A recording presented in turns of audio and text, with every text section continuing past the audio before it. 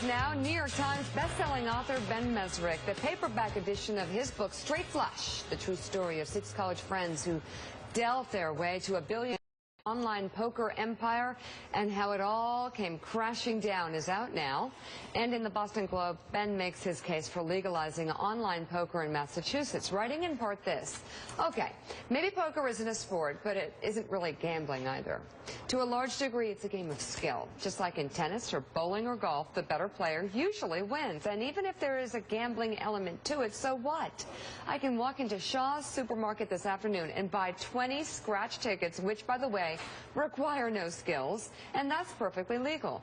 I can go online to Ameritrade or Fidelity.com and bet the entirety of my retirement savings on any random stock with zero knowledge of even what company I'm investing in, and that is fine. Hell, I can drive it to a casino or Keno parlor, in the 30-plus states that offer some form of legalized gambling. Or if the business section is to be believed, floating down the Charles by the time all is said and done, and bet every penny I have without breaking a single law. Yet online poker against another consenting adult is somehow a step too far. I get your point. Yeah, I mean, it's total hypocrisy that you can't play poker online when you can play Farmville online and buy little things on Facebook, or you can do whatever you want to do, right? Yes. And those are just as addictive in some ways to some people. But poker is really a game of skill, and it seems bizarre to me that people face jail time for running a poker site, and that it isn't everywhere. Yeah, but gambling is addictive, and it is. And you know what? There are plenty of things that are addictive that you have to have regulation, right? You have to have age limits and oversight. But in general, you know, we're adults. Mike, have you gambled online? Yes, I have. Oh. I have, but I mean, Ben's right. The level of hypocrisy on this issue is like nearly overwhelming. It's nearly suffocating, because legislature after legislature, let's specifically the Massachusetts legislature, we can't have gambling for poker. We can't do that, okay? Right. Instead, we'll settle for you being 6 people behind several widows and orphans buying lottery tickets. Right. Yeah. Each and every week. No, I think lottery tickets actually are kind of, it's a big hypocritical game. But it's a gamble. That local news stations like all get bought into it, and they have reporters standing. I've done it. I've been put out there. I've sat there at a bodega going, the winning number was bought here. Let's see who she is. And it's usually somebody whose life comes crashing down after they spend all the money. So Ben, your proposal that you were writing about in the Globe specifically referred to Massachusetts. Right. Well, you know, basically my point is that online gambling probably, I believe, will come back. You know, it disappeared. When it disappeared, it was really $30 or $40 billion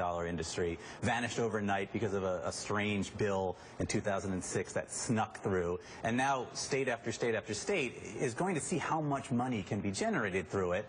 People want to play. The demand is there. And so Massachusetts itself has taken some time, but there are a couple bills in the works, and hopefully, you know, within a couple years it'll get there. We're talking about casinos all the time, and I think online poker is an easier and fair step. Would it hurt bingo in the Catholic churches?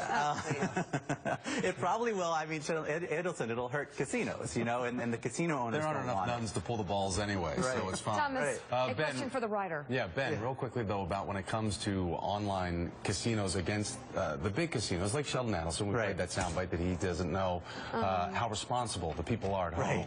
Have you ever walked into a casino? You ever walked into a casino and they ask you how much money you made? I had a hard time not laughing. So he's trying to legitimize it by being worried about whoever these people are playing at home.